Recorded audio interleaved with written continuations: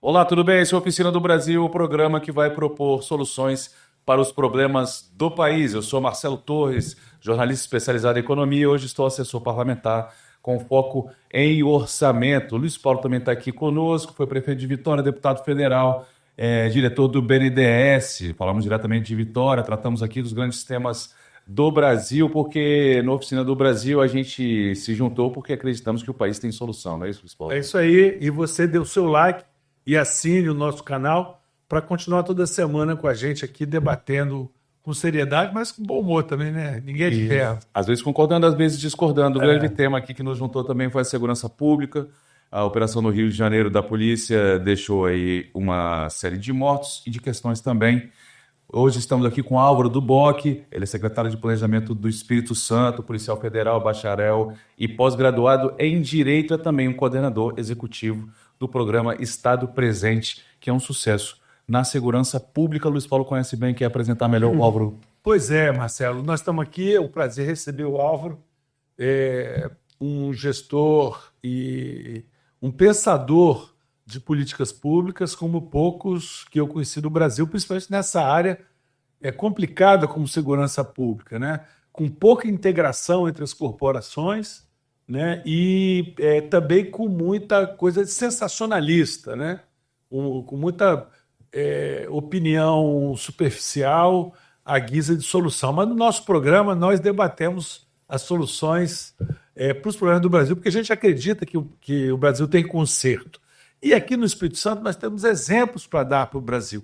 O tema da segurança pública é um tema transversal, como era a hiperinflação, né? Lá atrás, você era jovenzinho, não vai lembrar, mas... Eu lembro das moedas e o Brasil resolveu na economia. Conseguiu resolver, mas era um debate impossível, ninguém tinha razão, todo mundo apontava, criminalizava o gerente de supermercado, mandava a Polícia Federal caçar boi no pasto, e o Brasil conseguiu equilibrar a economia. Mas nós vimos na semana passada o caso do Rio de Janeiro, uma operação policial que, na verdade, foi uma operação de guerra que mostrou com sangue, né, a prioridade da segurança pública no Brasil. É um tema que cota os 3 níveis da Federação, União, Estados e Municípios, todas as instituições. E o Espírito Santo tem um exemplo de política pública e de modelo de gestão, que é o Programa Estado Presente, desenhado com a participação e com a coordenação de Álvaro Duboc, que está aqui com a gente hoje, conversando sobre o exemplo que o Espírito Santo tem para dar para os outros estados e para o Brasil. Obrigado, Marcelo, obrigado, Luiz Paulo, pelo convite, é um prazer estar com vocês. De fato, segurança pública é um tema que está na nossa sociedade. Quando você faz uma pesquisa de opinião, essa é uma preocupação da população brasileira, né? E muitas das vezes nós percebemos que o debate ele caminha para soluções simples para resolver o problema da segurança pública, como o endurecimento da lei penal, ou então ampliação da força policial. Agora, a segurança pública é para além disso, né? Segurança pública é uma política pública que tem como objetivo enfrentar um fenômeno social que é a violência. E a violência, ela não é igual em qualquer lugar. A violência que acontece na Praia do Canto não é igual à violência que acontece em Tararé, que não é igual à violência que acontece em Cachoeira de Itapemirim, que não é igual à violência que acontece em São Mateus. Ela é territorial e regionalizada. Então, por isso que você precisa ter diagnóstico, compreender quais são os problemas de segurança pública. E segurança pública, então, é pessoas, processos, tecnologia e prevenção.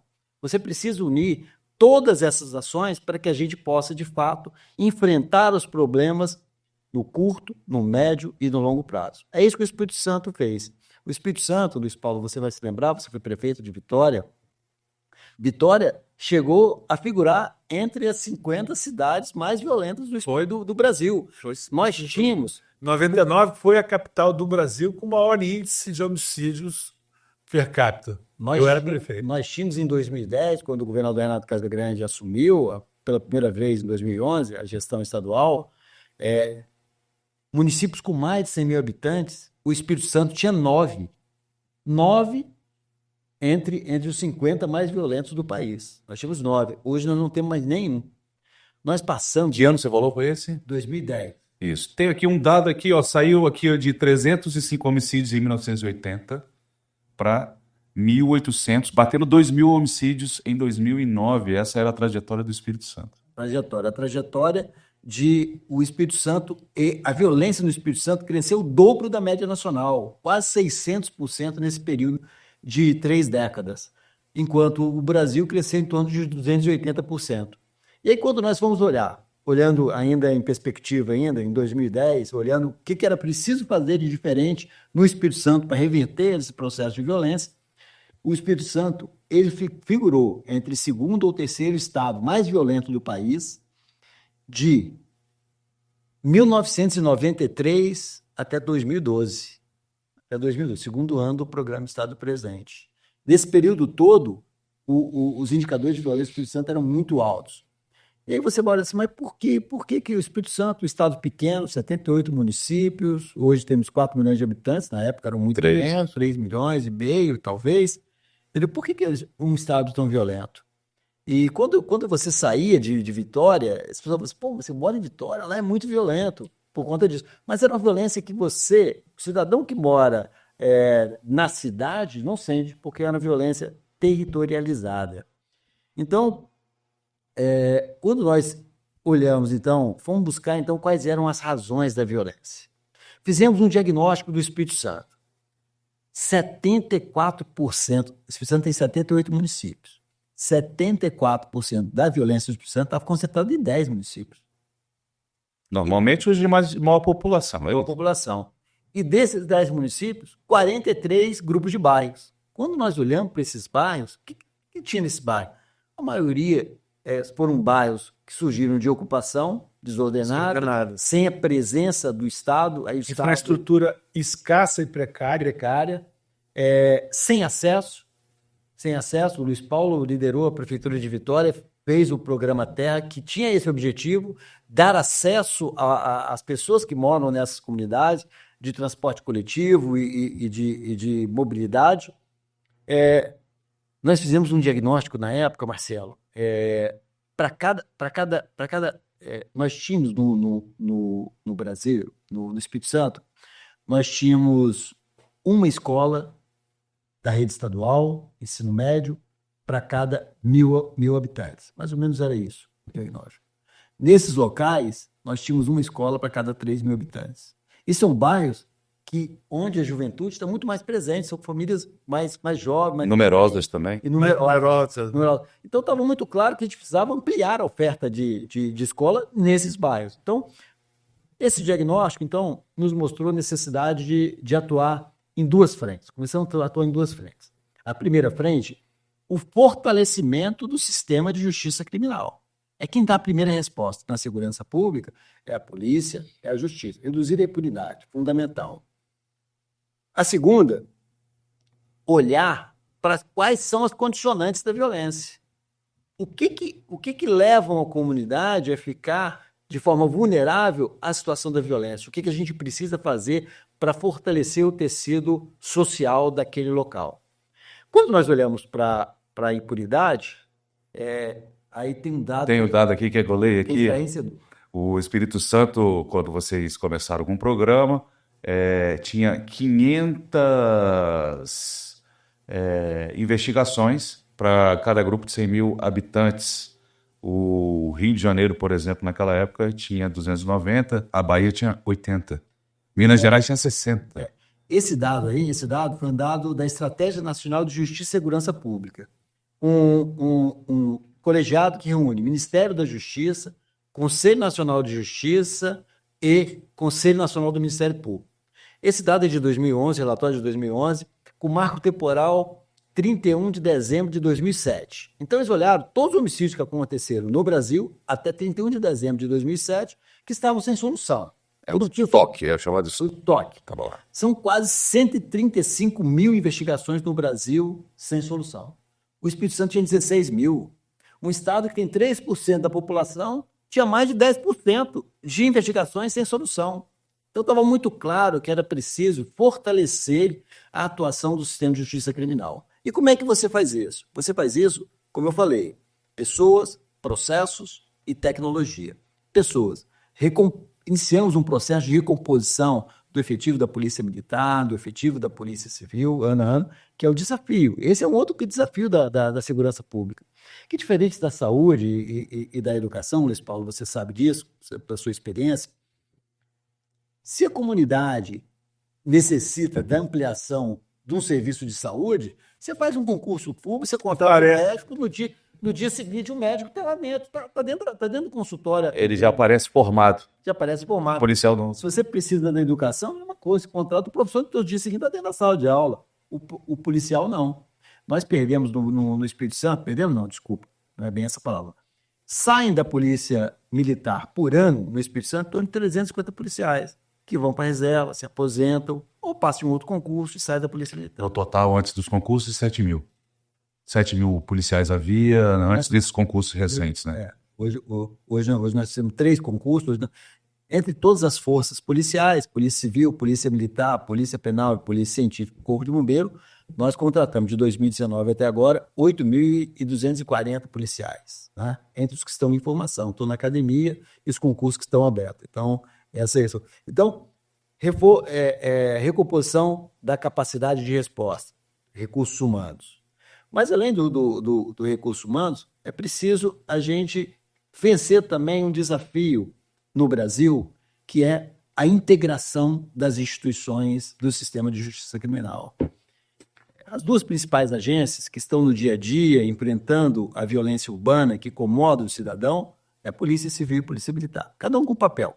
Polícia Militar fazendo o policiamento preventivo e a Polícia Civil como Polícia Judiciária responsabilizando o indivíduo a partir do inquérito policial, do indiciamento. Depois da ocorrência, né? Depois da ocorrência. Um trabalha antes, outro trabalha depois. Mas eram agências que trabalhavam de forma isolada e sem integração. Muitas vezes competindo, né? Muitas das vezes competindo. Então, o que nós fizemos para poder acontecer essa integração? Eu vou dar um exemplo que acontecia muito no começo, logo que nós iniciamos o programa. A gente sentava na mesa, nós dividimos o Estado em 3 níveis. O programa tem 3 níveis de governança nessa área. A primeira, operacional, no chão de fado, no município.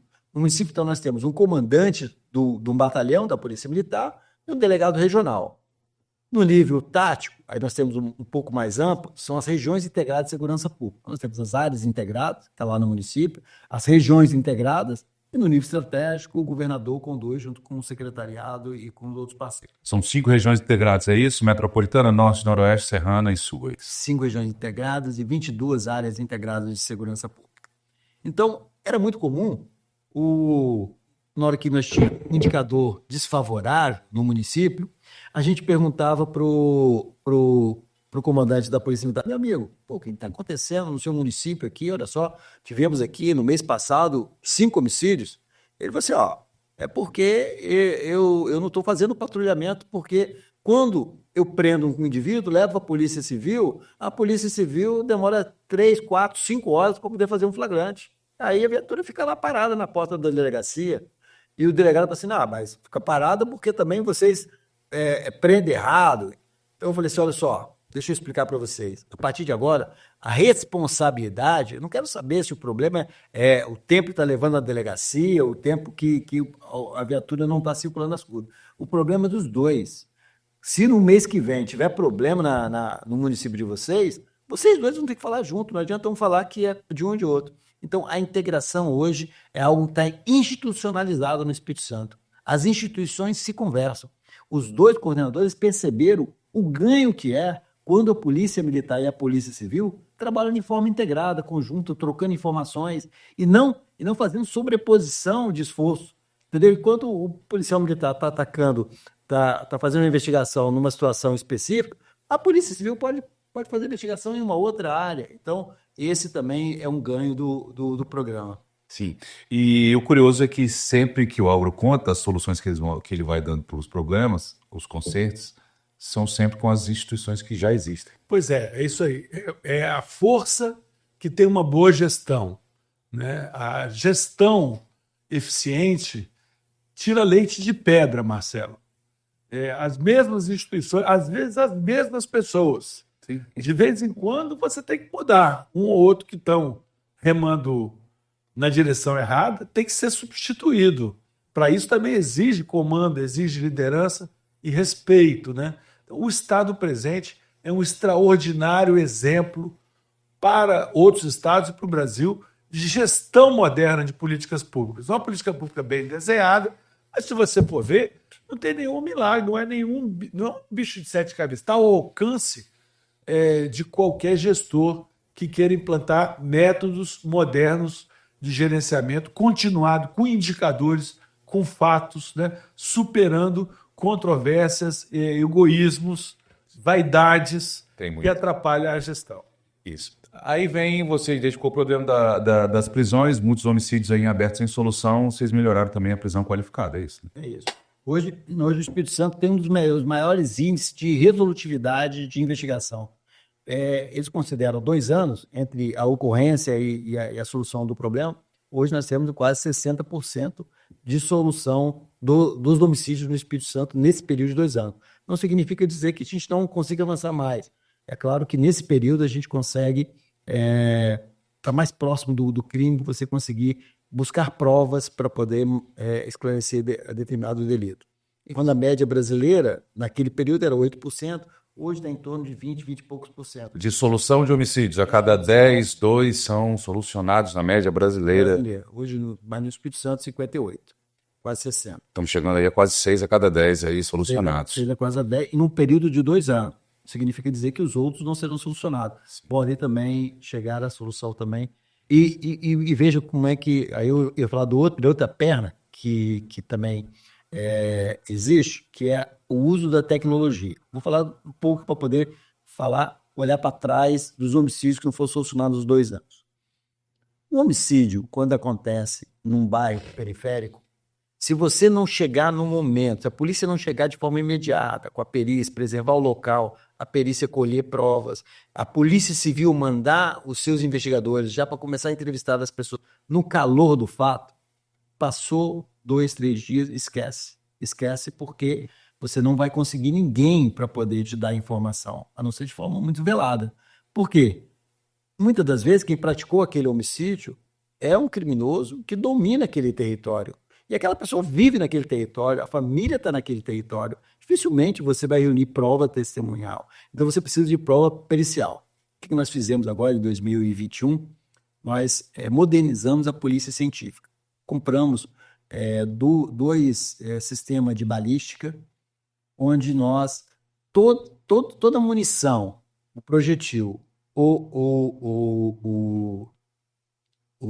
a cápsula, encontrada no local de homicídio, vai para a perícia.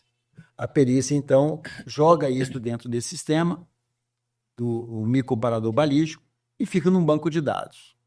Toda arma que nós aprendemos com tráfico ou com homicidas, né, nós pegamos, fazemos o teste e jogamos essa informação também. O que nós estamos descobrindo agora? Nós estamos conseguindo descobrir que a arma que foi apreendida hoje, ela foi uma arma que foi utilizada no homicídio há 2, 3, 4 anos atrás, no bairro da Penha, que foi mesma arma, foi também utilizada em outro homicídio em Cariacica, outro homicídio na Serra. E aí isso dá para a polícia também a possibilidade de fazer ligação entre esses fatos. Esse homicídio de Cariacica, que não tinha nada a ver com o homicídio do bairro da Penha, foi praticado com a mesma arma. Muito provavelmente é o mesmo grupo criminoso. Isso que eu ia falar, é o mesmo grupo criminoso. Que atua nas 2 regiões. Então, a tecnologia também nos permite também retroagir um pouco e buscar elementos de prova para poder esclarecer um homicídio que naquele momento... E aí depois, no judiciário, né, reduz a impunidade, né, porque o argumento de que não tem prova, que não... esse argumento agora vai tendo... A mesma quadrilha, tem uma formação de quadrilha. Então, são provas circunstanciadas, juridicamente válidas, para poder punir o responsável por essa violência. Só para você ter uma ideia com relação a essa questão do enfrentamento à impunidade, o pessoal pegando o gancho no que você está falando, Em 2011, primeiro ano do programa, nós prendemos 810 homicidas. E ocorreram no Espírito Santo 1.750 homicídios. Esse é o número. 2012, nós também prendemos menos homicídios do que o número de homicídios. 2013 para frente, nós começamos a prender mais homicidas do que o número de homicídios. Nós começamos a prender aquele estoque de homicídios que tinha no Espírito Santo. Então, esse é um sinal importante. Sabe por quê?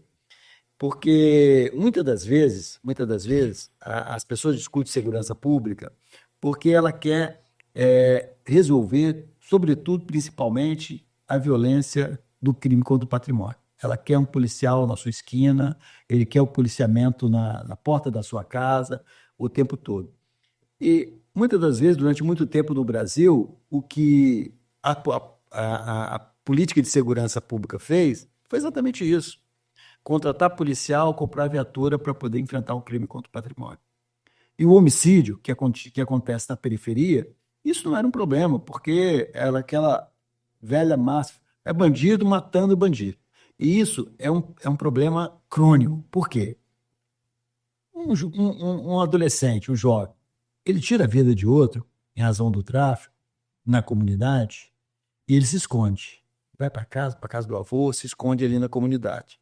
Passa um dia, 2 dias, 3 dias, a polícia não vai lá, ele volta e volta empoderado. Sério? Tudo que posso matar mais. E a mensagem que ele passa para o restante é exatamente essa.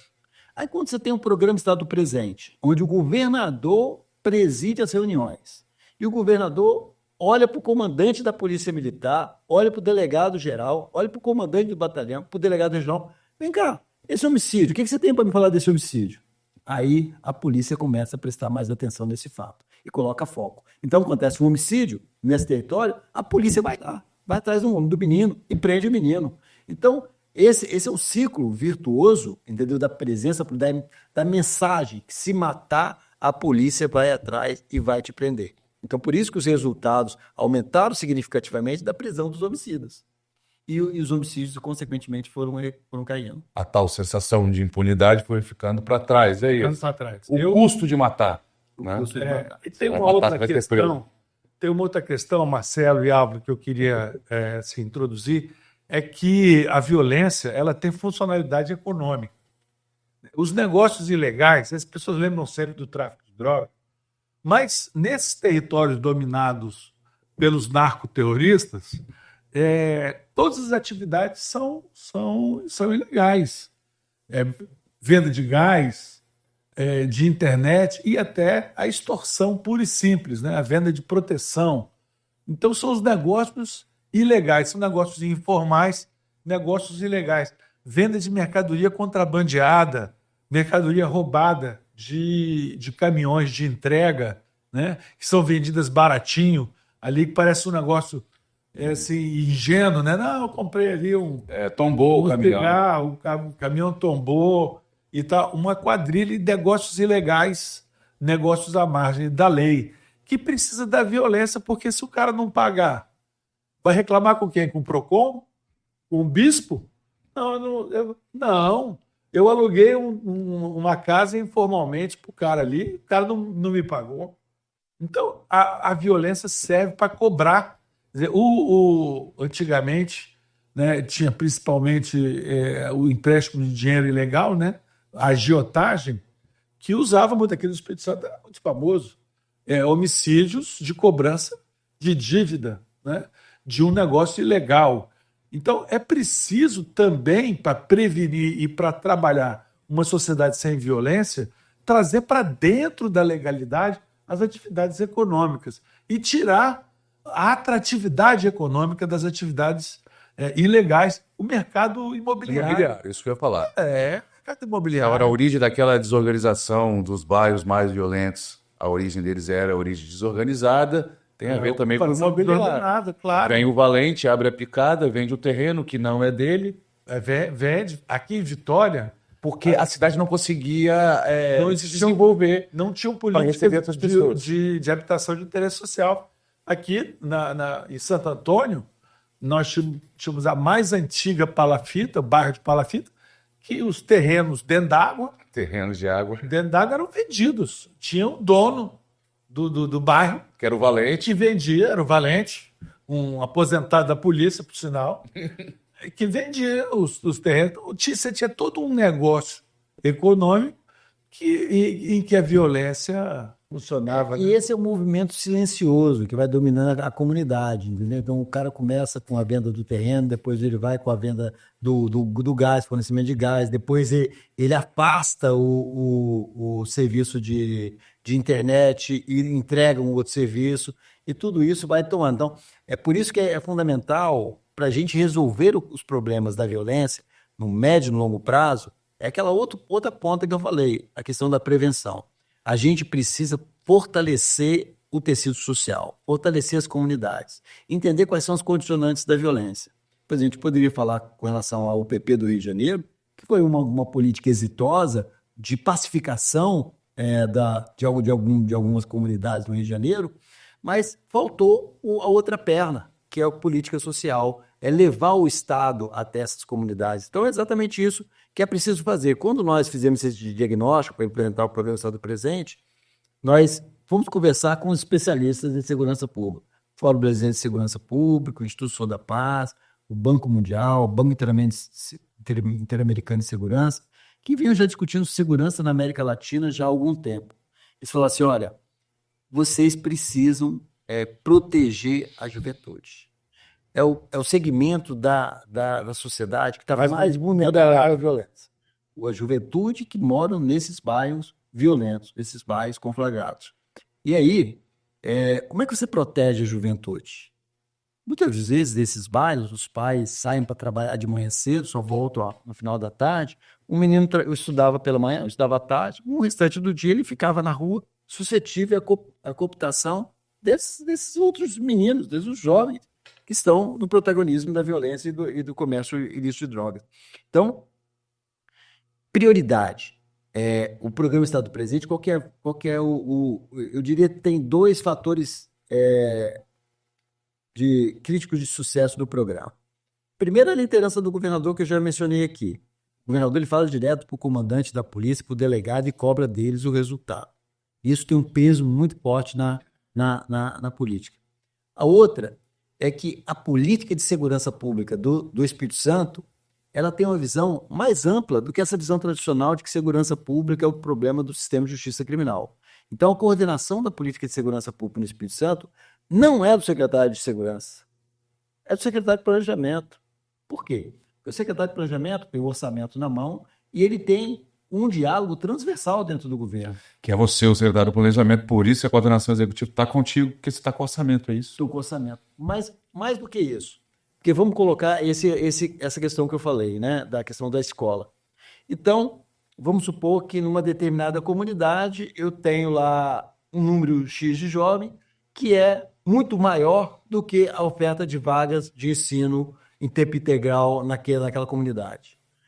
O secretário de Justiça, o secretário de Segurança, se for falar para o secretário de Educação, secretário, você tem que colocar mais uma escola em tempo integral na comunidade. Ele falou assim, meu amigo, cuida da segurança pública, cuida da educação, que define onde eu vou colocar.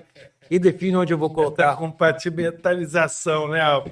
Quem define onde eu vou colocar a escola em tempo integral sou eu, com meus técnicos, e nós fazemos análise. Não é você que vai me falar. Mas quem fala para o secretário de Educação que tem que colocar quantas escolas em tempo integral você vai colocar no ano que vem? 20? 20. Aonde você vai colocar essas escolas? Eu estou pensando em colocar aqui. Não, mas eu quero que você coloque aqui, você tem que colocar aqui, você tem que colocar aqui. Então, hoje nós temos 214 escolas em tempo integral. 70% dessas escolas atendem jovens de bairros onde a violência se apresenta de forma mais intensa. Escolhidas assim foram, é isso? Assim, Que estão bairros... A universalidade do problema da violência, né, Marcelo? Sim. Aqui está um bairro onde os jovens estão mais... tem mais registros de violência, então aqui a próxima escola integral do Estado vai ser construída. Isso é muito importante, porque... claro que também analisando também A oferta de outras escolas e a tal. demanda, né? Mas esse é um grande argumento na hora de escolha de escola de tempo integral, por exemplo. A E aí compartilha... tem outra coisa também. O município bate na porta da Secretaria de Saúde e fala assim, olha, eu estou querendo colocar um CAPS, um CAPS-AD, álcool e droga, porque por exemplo, a violência doméstica nesse bairro está muito relacionada ao O alcoolismo, pessoal não sabe o que é CAPS. CAPS é um centro de reabilitação. atenção psicossocial, Isso. No caso específico, para álcool para álcool e droga. e droga. Aí o prefeito solicita ao secretário de saúde. Secretário de saúde, tá bom. Onde você quer colocar? O prefeito diz, eu queria colocar no centro da cidade. Para ficar bonito, pessoa, todo mundo vê. É isso. Aí o secretário liga para você, Álvaro, eu tenho essa demanda aqui, você tem orçamento para poder me dar? Tenho. Mas você vai colocar nesse bairro aqui. Fala para o prefeito que ele tem que arranjar um terreno nesse bairro, onde nós temos indicadores de violência doméstica, de uso abusivo de álcool e outras drogas. Então, eu acho que é isso, entendeu? Assim, porque segurança pública, o debate está muito intenso sobre tudo o que aconteceu no Rio de Janeiro, de que a solução da segurança pública é o endurecimento da lei penal, é mais polícia, é mais armamento, é mais fuzil. Isso também faz parte da segurança pública, mas segurança pública é fortalecimento do sistema de justiça criminal para reduzir a impunidade, mas, ao mesmo tempo, também resolver os problemas que levam ao agravamento da violência dentro das comunidades. Então, é um programa transversal. Esse é o grande mérito do programa Estado Presente.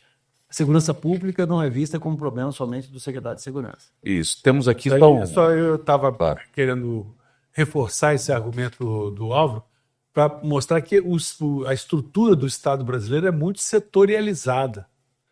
Isso dificulta o enfrentamento dos problemas. Quer dizer, o enfrentamento territorial, em que tudo são vasos comunicantes, educação, saúde, emprego, renda, infraestrutura, isso tudo faz parte do mesmo problema. A violência e a criminalidade são só a ponta do iceberg. Temos aqui, só para fechar essa parte, dos homicídios algo chocantes. O Espírito Santo, em 2009, chegou a ter 2.000 homicídios no ano. Com a implementação do Programa Estado Presente em 2011. Hoje, o Espírito Santo, estamos aqui em 2025. Vamos falar de 2024, que é o ano fechado. Os homicídios foram 852. Vocês estão prendendo mais homicidas do que homicídios realizados por ano, acabando com o estoque. Porque vou te dar aqui o dado com os dados de ontem, por exemplo. Deixa eu pegar aqui. Até ontem. Ontem, dia 30 de outubro. Isso. De 2005. 2025. 2025. Nós temos até o dia 30 de outubro 648 homicídios no Espírito Santo. Isso. Então, a nossa expectativa nesse ano é ficar abaixo dos 800. E isso é o menor resultado. Do ano passado já foi, do ano retrasado também já foi. É o menor resultado dos últimos 29 anos, desde quando começou a série histórica, em 1996. Isso. Em 96 houve aqui 1.198, é isso, né? Isso. Nós estamos no ano passado com 852 homicídios, esse ano vai terminar abaixo disso, se Deus quiser. No Espírito Santo, as pessoas estão morrendo mais no trânsito do que de morte matada, não é isso? O ano passado foi o primeiro ano. O ano passado foi 852 homicídios e 974 mortes no trânsito. E esse ano, posso te dar aqui, eu falei agora há pouco todos esses dados, esse relatório aqui que eu vou ler para vocês, é um relatório que eu recebo todo dia às 6 horas da manhã, que a minha equipe me manda, e eu mando para o governador e para o vice-governador. Todo dia, todos esses relatórios. Então, eu mencionei aqui que nós tivemos, então, até o dia de ontem, 648 homicídios, e nós tivemos até o dia de ontem 798 mortes no trânsito. Caramba, está... E esse negócio dessas bicicletas elétricas aí... Não, bicicleta elétrica, não, nós temos muitos acidentes. Fratura, mas não morte. Morte, tivemos somente um nesse ano, né? Isso. Esse ano. E muita reclamação. Como esse agora é um novo desafio, esse vai virar um novo eixo do Programa Estado Presente. Estruturamos também o eixo para poder para a violência no trânsito em quatro estratégias. Também vai ficar com vocês, então. Vai ficar também. A primeira estratégia é a fiscalização, integrar as fiscalizações, onde o trânsito é municipalizado, com o município, a polícia rodoviária, batalhão de trânsito, a polícia militar, para a gente fazer o planejamento, e aí junto com o Detran, a coordenação do Detran, para a gente fazer ações mais assertivas e mais efetivas, olhando onde esses acidentes mais acontecem, o período, para a gente colocar a fiscalização direcionária. Um outro eixo é a educação. Né? Chamamos a Secretaria de Educação, chamamos o sindicato das escolas particulares para conversa e colocamos todo mundo na mesa. A Polícia Rodoviária tem um processo de treinamento, o Batalhão de Trânsito, colocamos tudo junto, montamos uma matriz curricular para a gente começar a fazer educação das crianças e dos jovens com relação à responsabilidade no trânsito. Esse é um resultado que se espera de médio e longo prazo. Um outro dado é a gestão do dado. O Luiz Paulo falou assim, a gente precisa olhar onde o problema acontece. Né? Então, no programa Estado Presente, nós fazemos isso. A Escola de Chicago, ela diz o seguinte, que a solução da segurança pública, ela passa por você ter análise permanente de dados, onde o problema acontece, porque você sabe, se você fizer um mapeamento, você sabe o horário que o crime acontece, onde ele acontece, quem são as principais vítimas, para você direcionar o policiamento. Em vez de você colocar o policiamento rodando de forma aleatória, você localiza o policiamento naquela região. Então, isso também não vamos fazer também no trânsito. E o último eixo desse programa, que nós estamos finalizando a estruturação, é uma análise das nossas rodovias, tanto as rodovias estaduais quanto as rodovias federais, para a gente entender quais são os trechos que tem tem um maior número de homicídio, para que verificar se há necessidade de acidente, para verificar se há necessidade de fazer alguma correção do sistema viário. Nessas rodovias. Na própria rodovia. Uma preocupação que me veio. Você conta que o governador é quem preside essas reuniões, isso aí tem um efeito que você considera positivo, que é, no caso, a equipe toda se integrar para entregar o melhor resultado. O governador não vai ficar no cargo para sempre, ano que vem ele vai ter que deixar o cargo. Como é que transforma isso em política pública? Tem alguma iniciativa dessa na Assembleia, de transformar o Estado presente em programa de Estado, de fato? Tem uma iniciativa, o deputado Mazin está discutindo isso lá internamente, para poder formalizar o programa como uma política. Mas eu acho que o mais importante disso é a apropriação da própria sociedade. Né? A sociedade já reconhece no programa algo que seja eficiente, que gera segurança. Por exemplo, eu recebi uma mensagem no dia de Natal de uma liderança importante de uma comunidade que é bastante violenta, tem muitos homicídios, e me agradecendo porque, pela primeira vez nos últimos 3 ou 4 anos, não teve nenhum homicídio no dia do Natal. No dia do Natal. Na véspera do Natal. Eu acho que essa coisa da mudança institucional, né, que o deputado Mazin dos Anjos está liderando, é importante, né? Você transformar uma política pública de um governo numa política de Estado. Eu acho isso muito importante. Mas eu acho mais importante ganhar a guerra cultural, da mentalidade da população, da mentalidade das coisas que a gente vai mudando os valores da sociedade, né? Valorizando determinadas coisas e não acreditando. Tem muita fake news na área da segurança pública, muita conversa fiada, muita exploração da indignação das pessoas, né, da revolta e indignação que não produz calor e não produz luz, né?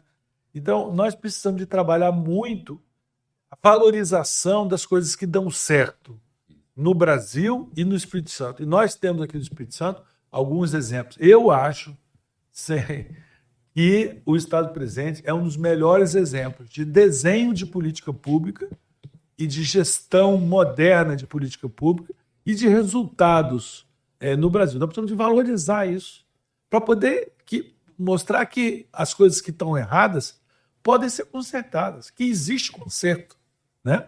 O Estado Presente prova isso. Nosso programa é para mostrar isso. O nome é Oficina do Brasil, porque a gente acredita que o país tem conserto de fato. E a gente tem que mostrar as coisas Consertou tudo? Não, tem desafios? Tem. Mas nós fizemos uma coisa que é merecedora de aplauso, né, e de ser conhecido por todos. Sou grande entusiasta do parlamento, por isso aí deixo meu parabéns ao deputado Mazinho por transformar isso em política de Estado. Também tem a parte cultural. Hoje saiu uma pesquisa, a gente está aqui gravando na semana da operação que aconteceu no Rio de Janeiro, a pesquisa da Atlas Intel. Eu vou ler aqui alguns resultados. Eu quero ler para depois a gente tratar sobre a esperança. O Espírito Santo a gente viu funcionar, então aqui a gente acredita numa política pública de segurança. No resto do Brasil isso já não acontece, né? Entre moradores de favelas, a aprovação da mega operação é consideravelmente maior que a média nacional. 81% entre os moradores de favela apoia a operação que aconteceu no Rio de Janeiro. Entre os que responderam na cidade do Rio de Janeiro, a aprovação da operação foi de 88%. Quer dizer, as pessoas não acreditam mais que uma política pública vai resolver, porque já viram outras falharem. É isso, Álvaro? Você tem essa noção?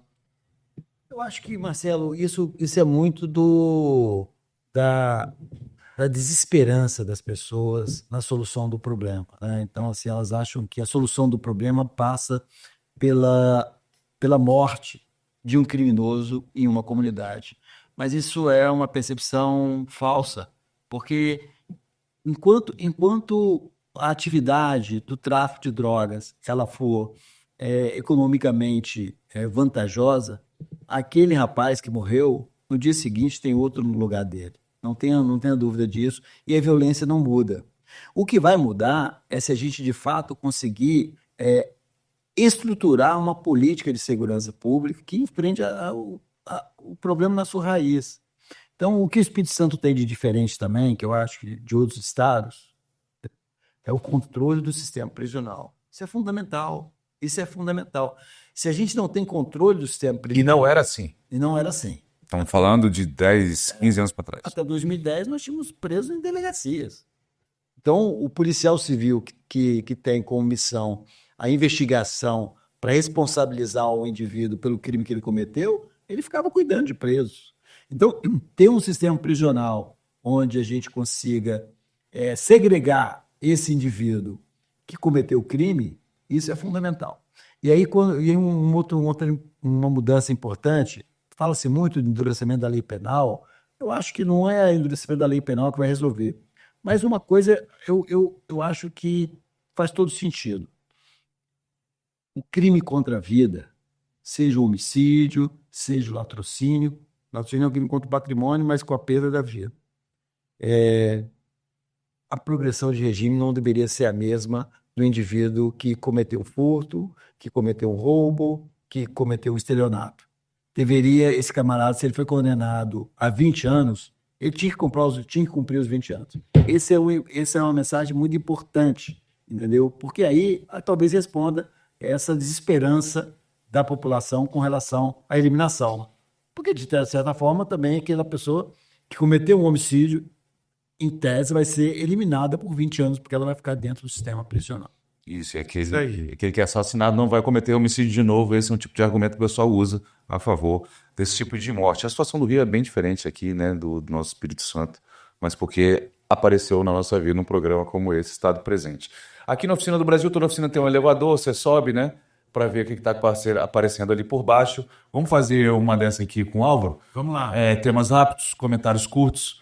PEC da segurança. Por favor. Pela primeira vez, nós vamos constitucionalizar o SUSP. O SUSP foi criado ainda há alguns anos atrás, uns 10 anos atrás, mas ele não funciona. O SUSP, na verdade, era uma moeda de troca do governo federal para poder adoçar a boca de alguns estados. Então, dava viatura, dava armamento e criou lá a Força Nacional. Não resolve. É preciso que a gente tenha a constitucionalização do sistema e que o governo federal, efetivamente, passe a assumir parte dessa responsabilidade. E aí eu vou dizer um problema que nós temos hoje no Brasil.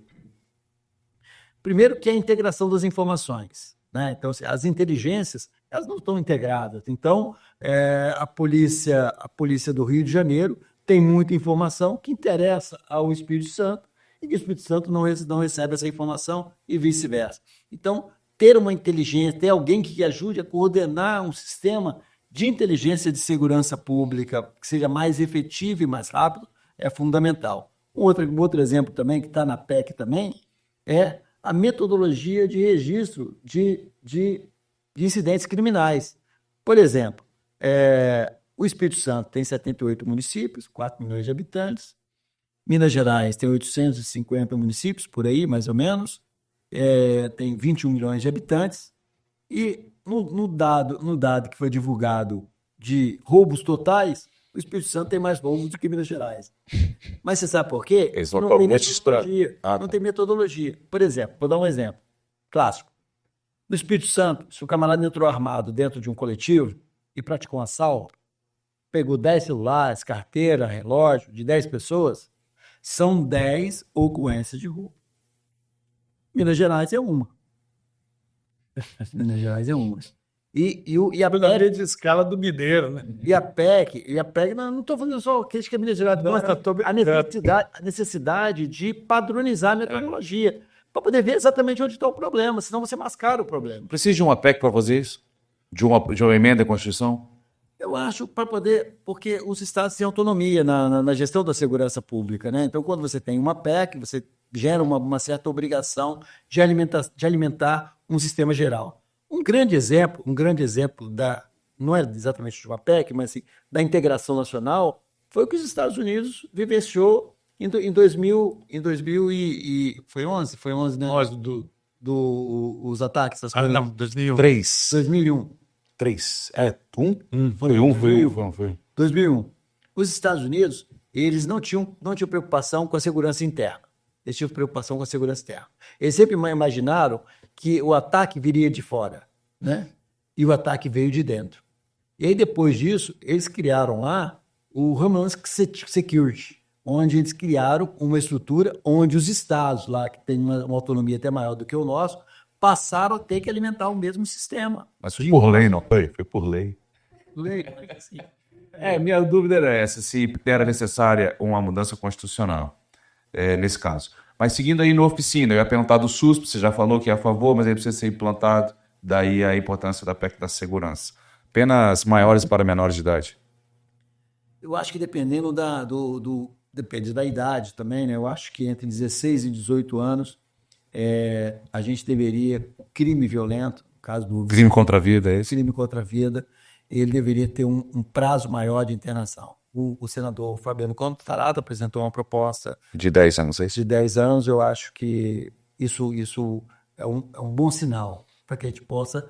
É aquele sinal que eu falei, tá, de reduzir a impunidade. Aumentar o custo, talvez um menino que assumisse um homicídio de outro mais velho, pense, não, eu vou para a igreja, eu não vou entrar aqui nesse grupo, não. Papel das Forças Armadas na segurança? Eles não... Eu acho que a Força Armada tem um outro papel. Acho que o papel dela não é na segurança pública. Mas e na Amazônia? Na Amazônia, sim, porque a Amazônia é um território muito, muito amplo, né? Muito vasto, entendeu? Então, assim, a gente não teria condições de fazer a proteção integral. Eu me lembro uma vez que o José Serra, candidato a presidente, ele apresentou uma proposta da Polícia de Fronteira, criar uma nova polícia para poder fazer isso. Eu acho que a gente não precisa, a gente tem que usar as estruturas que nós temos mesmo. Então, por exemplo, na Amazônia, o Exército, a Marinha, a Aeronáutica tem que ajudar a fazer o controle lá. E nas fronteiras brasileiras, eu acho que o governo federal deveria apoiar financeiramente o governo estadual, por exemplo, o governo de Mato Grosso, para poder colocar recursos no batalhão que está ali em Ponta Porã, no batalhão que está na Polícia Civil, na Polícia Militar, que está em Foz do Iguaçu, para poder fortalecer o controle das fronteiras, mas com custos nós já existimos, mas com o apoio, com a participação efetiva do SUSP. Um pitaco aí, eu acho que o governo federal não é este governo. A estrutura, né, federal brasileira não compreendeu direito a profundidade e a dramaticidade da crise da segurança pública e ainda está tateando, não existe ainda uma estratégia nacional e isso deve ser um tema fundamental nas eleições presidenciais do próximo ano. O Brasil precisa de uma estratégia crível de enfrentamento estrutural, nacional, da crise da segurança pública e da violência. Brasília não entende muito, mas tem alguns governos que entendem menos ainda sobre segurança pública. Acho que esse é o caso desse. Armamento da população, Álvaro do Boc, tem alguma opinião? Eu acho que a população não tem que estar armada. Eu sou policial, 34 anos na polícia, eu tenho porte de arma e não ando armado. Entendeu? Quando eu estava na atividade, na Polícia Federal, eu andava armado, por conta dos riscos naturais. Quando nós olhamos os países que têm os menores indicadores de violência, a população não anda armada. Quem anda armado é a polícia. E aí vou dar um dado para vocês que eu acho que reforça o que eu estou falando. Até 2018, até 2018, 2019 também, nós tínhamos no Espírito Santo em torno de 18 confrontos com a polícia por mês. Ou seja, a polícia era recebida a tiro nas comunidades. 2019. 17, 18 e 19. 19 foi um pouquinho mais, mas vamos botar 18 confrontos. As armas que nós aprendíamos era revólver, munição que nós aprendíamos era munição recarregada, muito boa parte. Aprendimos também armas de fabricação caseira. Essa era a realidade do Espírito Santo. Houve um processo de flexibilização do acesso a armas e munições, onde um único indivíduo podia ter 60 armas e comprar 180 mil munições. 180 mil munições, para uma pessoa, é maior do que o arsenal todo da Polícia Federal no Espírito Santo. 180 mil munições. Assim, isso é completamente irracional. E como é que está hoje? Hoje nós estamos em quase 60 confrontos com a polícia por mês. Nós saímos de 18 para 60. E você relaciona? 22, claro. Mais armas, mais acesso e mais munições. Eu falei que nós aprendimos munições recarregadas. Hoje, quando a polícia faz uma incursão em uma comunidade que está dominada pelo tráfico, e o tráfico está muito presente, e quando os criminosos fogem, eles deixam caixa fechada, lacrada, de munição, para poder ver quanto que isso foi facilitado nesse período. E agora que o grande problema é morte no trânsito, eu pergunto se autoescolas obrigatórias se você é a favor ou contra. Porque agora o ministro dos transportes era a favor de acabar com a obrigatoriedade, né? Eu acho que é um erro. Mas eu não me aprofundei sobre essa questão, mas assim, eu acho que a autoescola é um período onde a pessoa passa necessariamente por um treinamento com uma pessoa que é técnica, que sabe, vai saber orientar certamente com relação à dirigibilidade, à direção defensiva, diferente do pai ensinar para o filho, dar o carro para o filho e ensinar o filho a dirigir. Sim. Aqui também no nosso programa na Oficina do Brasil, a gente sempre sugere soluções, mas o Luiz Paulo sempre termina com uma dica cultural. Eu queria saber se você, Álvaro do Boc, tem uma dica cultural de algum filme, de algum livro sobre o tema segurança que tem te marcado. Pode ser até uma literatura, algo que te tocou, que você acabou levando para sua carreira, algo que você leu, que te marcou. Tem alguma dica dessa? Pode pensar. O livro que me marcou, são dois livros que me marcaram bastante, né? Um é sobre a formação e estruturação do Comando Vermelho no Rio de Janeiro, a história do Marcinho VP, como é que ele... O Abusado. Então, esse livro é um livro legal de se ler. E um outro, eu não lembro qual é o autor, é o livro sobre o PCC, Primeiro Comando da Capital. São duas literaturas para a gente entender muito bem como é que surgiram essas organizações que hoje, em alguns locais, tentam emparedar o Estado brasileiro.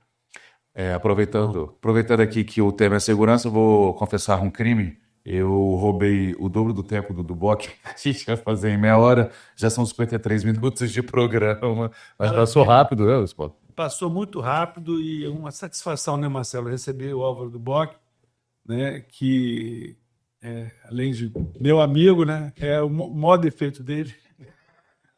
O resto é só qualidade. Meu amigo, Cato, representa é muito difícil a gente pensar, né, da vida brasileira um exemplo bom para dar. Uma coisa que deu certo, uma ideia boa, conceitos corretos, né, o desenho de política pública correta e gestão.